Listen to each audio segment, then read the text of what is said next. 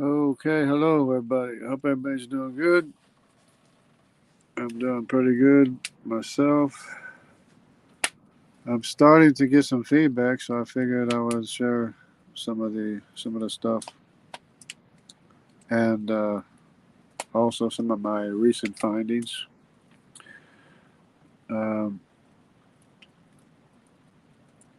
I have, some people are saying that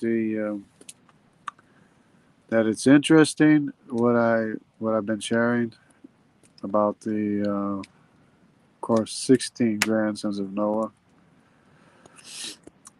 But they say that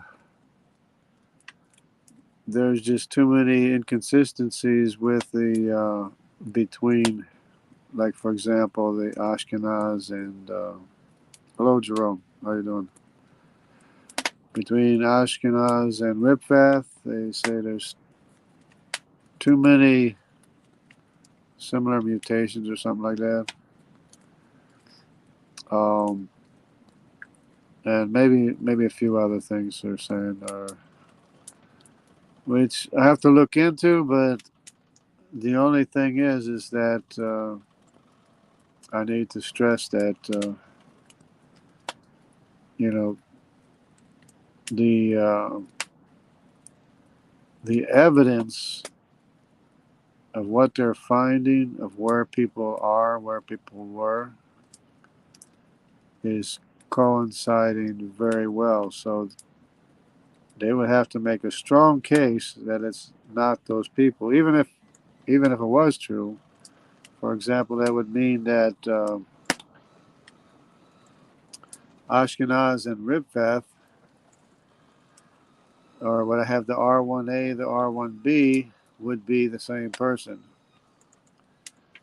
But even if that was the case, you still have the R2, and I believe there might be another branch of R somewhere as well, and maybe there was one branch that didn't survive. So it still really doesn't affect it too much, except that I'm you know I'm sticking with it for the time being because Ripfath was known to go to Southern Europe,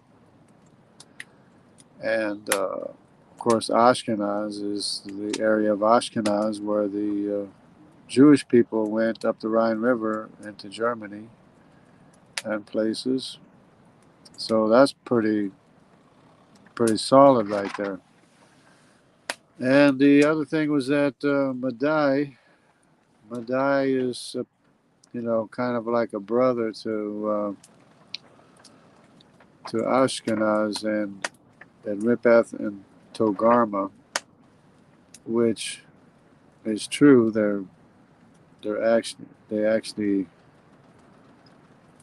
They actually are brothers. Gomer is the brother of Madai. So I mean, they start out. The thing is, they start out with the same Y chromosome.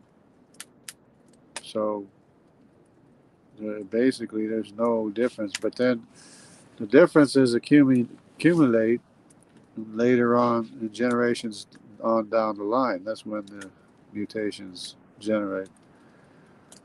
It's not so much early on, but it's in the descendants lineages that changes are made. The changes occur. So they start out with the same Y chromosome, basically. You know, Gomer and Madai were brothers. They have the same Y chromosome. So it's still not convincing to me the arguments that are being made yet, because also Madai is known to have been in Europe in the exact same location where people with a QY chromosome live today. It's the exact same location, just like it's the exact same location where Tubal is found in Italy, where Tubal was said to have lived. So there's a whole lot of things that seem to indicate to me that uh, there are descendants living today of each of the 16 grandsons of Noah. And of course, a lot of people think, well, maybe a lot of branches died out, but the problem is that, the Medes were a large civilization, as well as the Assyrians were a large civilization. And the same thing is true with the Assyrians, where they're found in Europe early on, because they were like the first civilization that went, hog wild, or whatever you want to say. And this Y chromosome is found early on together with the ruling class of Nimrod, which was the ruling class of the Assyrians, which the Bible also outlines. That the descendants of Nimrod the descendants of Nimrod. The way the Bible speaks is that that God will provide ultimate victory over the Assyrians and Nimrod together. Those are two different Y chromosomes. So in Europe early on, you have the GY chromosome and the CY chromosome of Nimrod. It can't be anybody else, because there is nobody else that was king in the land of Shinar, of course. And I also want to talk a little bit about the DY chromosome that I've allocated as Havilah. See, what seems to be happening is that there's of course, Cush's son Havilah was born well before Joktan's son Havilah. And the same thing with Sheba. Or Sheba? What is it? Havilah, Sheba, and Ophir. Ophir is known to be the Philippines. But, of course, Cush didn't have a son named Ophir. He had a son named Havilah and Sheba. So when Joktan names his sons Havilah and Sheba, it could have been because of the area that already existed of Havilah and Sheba, possibly. But of course, the only remaining Y chromosome in the area of Havilah is the DY chromosome, which goes all the way to the end of the continent, end of the earth, basically, all the way to Japan. The DY chromosome goes. So it's in the area of Havilah is like a line all the way up into Mongolia, straight across to Japan, or of course up from the Andamanese through Tibet. And even the Denisovan DNA could have been autosomally affected by both Nimrod and Havilah. Both the C and the D Y chromosomes were in the area of the Denisovan cave in the Altai Mountains. So that could be the reason why the Denisovan DNA is found mostly in the area of Papua New Guinea and southern China, which is autosomally affected, or Southern Asia, which is autosomally affected by the Hamitic, the two Hamitic Y chromosomes, or either one or the other. And that's why people with African descent have Denisovan DNA, and people with Eurasian descent have Denisovan DNA. And the cold spot, as I showed before, was the Semitic areas that doesn't have Denisovan DNA, neither Neanderthal nor Hamitic DNA. So it's, still um, working out pretty well, and I would be interested in getting more feedback, maybe explaining to me, how the things work. But for all intents and purposes, as far as I know, that it was the other people that had the mutations. While hello, Dad Straight, how you doing? Boa tarde. Your beard is awesome. My beard is out of hand, out of control. É, eu espero que esteja tudo bem com você e a sua casa lá, Daniel. Um, Sua família lá. So, um, yeah, so it's working out pretty well because there there are, you know, ancient civilizations, very large ancient civilizations, and there are populations today corresponding to each of those ancient civilizations. And they can't correspond to any other place. I mean, there's no other place for them to correspond to because there's basically of the Japhethite family, there is 7 possible haplogroups. Even if the R1B, the R1A and R1B are the same thing, and R2 is another, maybe there's another R, or maybe they just is no more R.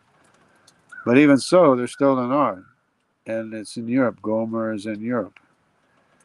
So the same goes true for Madai.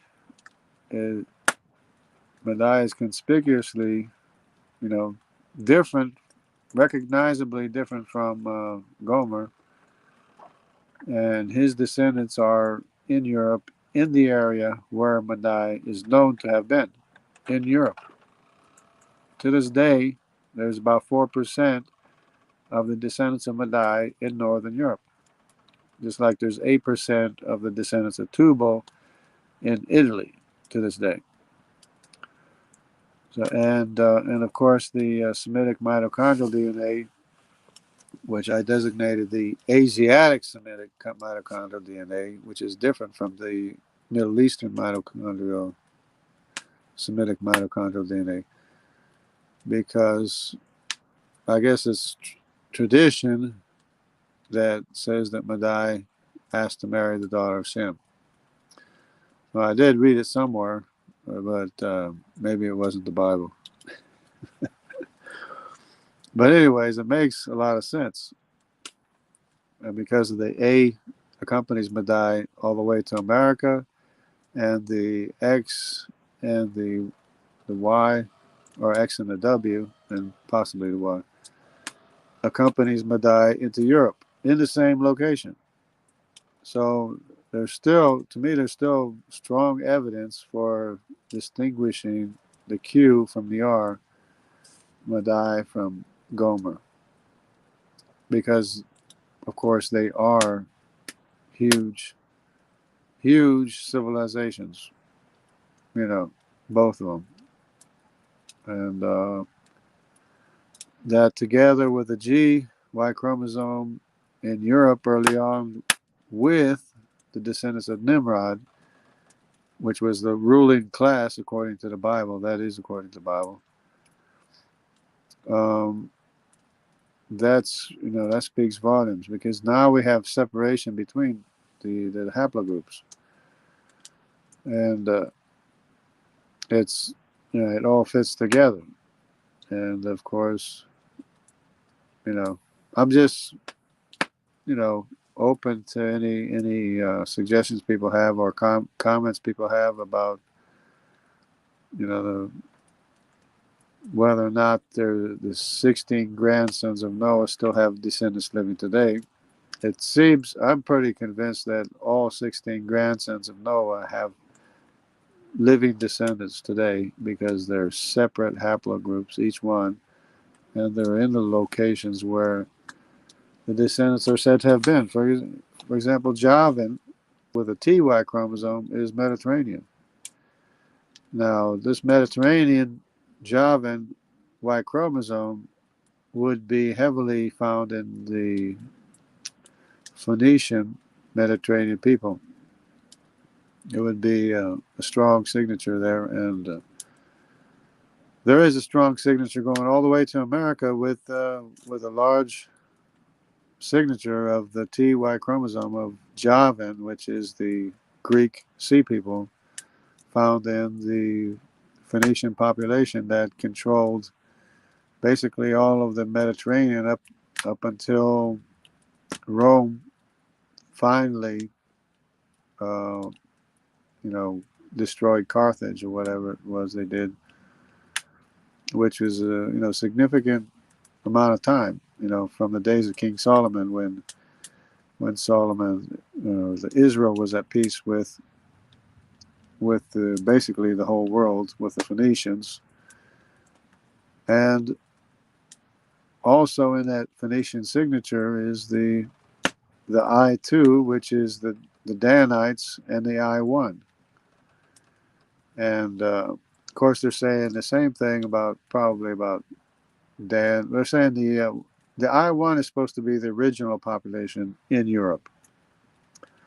And so what I'm thinking is that there's probably two migrations of the tribe of Dan into Europe, if it is the tribe of Dan, which it could be, because it separates fairly early on, separates from the J1 and the J2.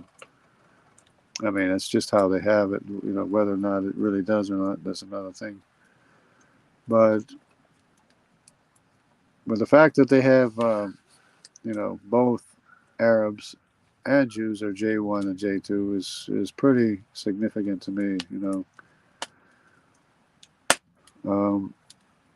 Because they didn't leave the area. They didn't leave the area and become somebody else somewhere else. That's what I'm saying, is that each group has a history and a heritage and evidence for where they are, where they went, and you can't change it. Meshach went north. That's just a fact. Meshach went north, and the NY chromosome is found all the way up in Siberia. Of course, each one went north, and then they went east or west or both. In the case of Madai and Tubal, they went both. In the case of Gomer, they went both. In the case of Magog, they went north and then went east and south. But it still can't be anybody else. Basically, I don't see how it could be anybody else, because usually when you write something, you write the most significant before the less significant. So when the Bible says Meshach, Magog, Meshach, and Tubal, Magog would be the most significant, then Meshach, and then Tubal. For whatever reason, or more or less, right? Usually that's the way it's ordered. I mean, it'd be sensibly ordered that way anyway. And of course, Magog happens to be the largest Y chromosome population in the world, which is China, but more than China, it's Korea, it's the whole South Asia. It's all South Asia, all the way to the Philippines, all the way to New Zealand, all the way to Madagascar is the OY chromosome. So it's even more than the Chinese population. And of course, the Mongolian population has the C. Anyway, Phoenicians sailed everywhere, all over the world. Yeah, I believe they made it to the United States, and I believe they were the ones mining the copper in the Great Lakes area, because of the RY chromosome that's there in the indigenous population. Plus, there's an X2A maternal Y chromosome that's both in Israel and in the Great Lakes area of the copper mines as well. So not only is the R, of course, the T, I haven't seen a map of where the T is in America, but the T is in America as well, with a significant percentage, which is of the Phoenicians. So there's a T, the R, of course, the G, the Q is already there. The G, the E is there, the B, even the B is there, the J1, the J2, the I1, and the I2 are all there in America, somewhere. But anyways, and that's why the American Indians don't all look the same. Some of them have more Asiatic features. Some of them have like bigger noses and stuff like that, But they don't all look the same, because of the diversity, plus the fact that some of the American Indians have the C and D maternal Y chromosome, and some of them have the Semitic A and B Y chromosome. Of course, the A was the Asiatic, the B is the Middle Eastern Y chromosome, or mitochondrial DNA. I don't know if I said Y chromosome. I mix things up when I say it because my mind's going too fast. But anyway, I guess that's good enough for right now. But it'd be interesting to, get some more feedback, and I'm still convinced of the 16 grandsons of Noah, because even if they say it couldn't have possibly had that many mutations or whatever. Well, maybe it was the other people that had the mutations, and not Gomer and Madai, or Gomer and Riphath, whoever it was. But anyway, so because of the evidence, because of this historical evidence of where Madai was in Europe, where Ashkenaz was in Europe, where Riphath was in Europe, where Tubal was in Europe, where Assyria went to Europe with the ruling class of the CY chromosome of Nimrod. It's just all, strong evidence to me, and I don't think it can be refuted because of the sizes of the civilizations of the ancient civilizations of the Medes, and of course Gomer, Tubal, and the Assyrians that went all the way to Europe early on. And that's, by the way, that's why they said the early Europeans are darker. First I heard that and I said, oh, they got to be making that stuff up. They're making that stuff. And then I'm thinking, oh, because the first time I looked at the early on G and CY chromosome in Europe, I'm thinking, oh, that's that doesn't even make sense. But then when I remember, oh yeah, the Assyrians went to Europe. They were the first nation that got out of hand trying to rule the world with with the ruling class of Nimrod. So both the G and the C is in Europe, and that's why the original, quote unquote, original Europeans were darker in skin color, is because of the descendants of Nimrod being the ruling class. And if you remember the Sumerian sculptures and writings and everything, there's all different kinds of colors of people and everything, kinds of people. But when those very common ruling class people, they all have curly hair and beards. They got like curly beards and curly hair. Some of them, sometimes they have like long curly hair, like bunched up, bushed out, in the back. And that's the descendants of Nimrod, the son of Cush. And his descendants went all the way to America, and the C3 is there to this day in America, which explains why the Olmec statues look both Asian and Polynesian. I was going to say Pacific Island, but Polynesian. Because the Polynesians have the C2 Y chromosome of Nimrod, and the Olmec statues would have had the C3 Y chromosome. So it makes sense that they look like, Polynesians, the Olmec statues, because they have the same ancestors, the same father. So everything to me is just so clear that, but I have to go back and see if I can. I found three groups of Africans: the North Africans, the Egyptians, and the Canaanites are three different family trees, and I'm going to go into that a little bit better, a little bit more, hopefully in the future. And I have to get the descendants of Cush together, because it would be probably the A, the B, the C, and the D. Of course, C is Nimrod, D is Havilah in the east, in the far east.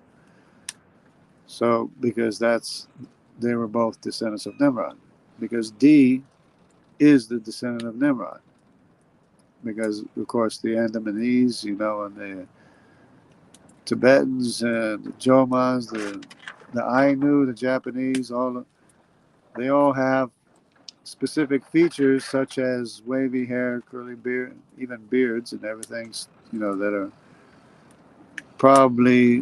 are not Asian. They're not Asian in origin, because the Asian have other features, But of course, the Asian is mixed with the C and the D Y chromosome, and the autosomally. They do have a lot of the same features, even if they don't have a dark skin color. So it's all there. It's all interesting, and it all makes sense. And I just have to get the trees together, the African family tree, which is not even completely African. It's because some of the sons of Cush didn't even go to Africa. See, what area? The Mexican tribes. Well, the Olmecs were like in the Gulf somewhere, but the Mexican. What are the Mexican tribes? The Mexican, well, it'd be the same. They're either a QY chromosome mostly, or the CY chromosome mostly. But there's also other influences, because I've seen Mexican indigenous people, or just indigenous people in general, that they take a test and it comes back with a certain percentage of Mediterranean. And to me, that's more evidence is that the Phoenicians went to America early on, is because a lot of indigenous people in America come back with DNA from the Mediterranean, and even sometimes even the Y chromosomes of the Phoenicians, which is the G, the E, the I, the J, the T, the R. Sometimes are found in the population. So it could be anything. Best thing to do, if you really want to do it, and if you can, is to take the Y chromosome test, and even the mitochondrial maternal test too. But of course that costs money. So if you can't do it, I wouldn't worry about it.